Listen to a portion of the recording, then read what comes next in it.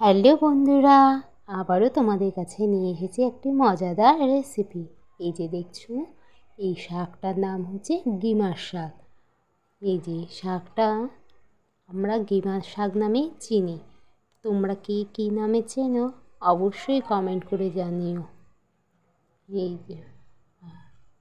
এই শাকটা ছোট ছোট পাতা হয় আর ছোট ছোট ফুল হয়। অনেকেই পয়লা বৈশাখে চৈত্র সংক্রান্তির দিন এই গিমার শাকে বড়া খাওয়ার প্রচলন আছে। এই যে এই শাকটা আমি নিয়ে এসেছি বাজার থেকে। এবার এই শাকটাকে আমি ছাড়িয়ে ভালো করে ধুয়ে নিয়ে আসলাম। এই যে পুরো ফ্রেশভাবে ছাড়িয়ে ধুয়ে নিয়ে আসলাম। এবার এই শাকটার বড়া করার জন্য কী কী উপকরণ লাগবে সেটাই তোমাদের আমি দেখাচ্ছি। এই যে আমি এই যে চামচটা দেখছি, চামচে 2 চামচ বেসন, 2 চামচ চালের গুঁড়ো, এমনি খাওয়ার লবণ 1 চিমটে, একটু হলুদ আর বেকিং পাউডার নিয়েছি 1 চিমটে, আর 2টো কাঁচা লঙ্কা কুচিয়ে নিয়েছি। আমার এই রেসিপিটি তোমাদের যদি ভালো লাগে অবশ্যই লাইক, শেয়ার এবং কমেন্ট করে আমার পাশে থাকবে। এবং নতুন বন্ধুরা যারা আছো তাদের এই চ্যানেলটি সাবস্ক্রাইব করে পাশে থাকা বেল আইকনটি প্রেস করে দেবে, যাতে এরকম নতুন নতুন ভিডিও তাহলে তোমাদের কাছে সহজেই চলে আসে। এবার আমি একে একে সব উপকরণগুলো এটার মধ্যে দিয়ে দিচ্ছি। এই যে বেসন, চালের গুঁড়ো, হলুদ, লবণ, বেকিং পাউডার 1 চিমটে, বেশি দেওয়া যাবে না, এবং কুচিয়ে রাখা 2টো কাঁচা লঙ্কা।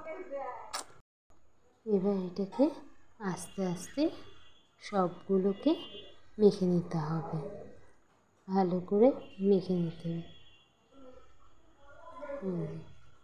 আস্তে আস্তে সবগুলো মিশ্রণকে মেখে নিয়ে ভালো করে, যাতে একটা বড়ার আকার দেওয়া যেতে পারে, এরকম একটু তোমাদের হালকা আলতোভাবে মাখতে হবে, যাতে এগুলো ভালোভাবে একে অপরের সাথে মিশে যায়। আর যদি মাখতে অসুবিধা হয় তোমরা একটু পরিমাণে জল দিতে অ্যাড করতে পারো, যাতে মিশ্রণটি সুন্দরভাবে মাখা হয়ে যায়। একটু অসুবিধা হচ্ছে মাখতে, তাই আমি একটু জল এটার মধ্যে অ্যাড করে নিলাম। বেশি না, একটুখানি জল নিতে হবে, হ্যাঁ, যাতে মাখাটা ভালো হয়, যাতে একটা বড়ার শেপ দেওয়া যেতে পারে। এই যে ভালো করে আমি অনেকক্ষণ ধরে মেখে নিই। এই গিমার শাক একটু তেতো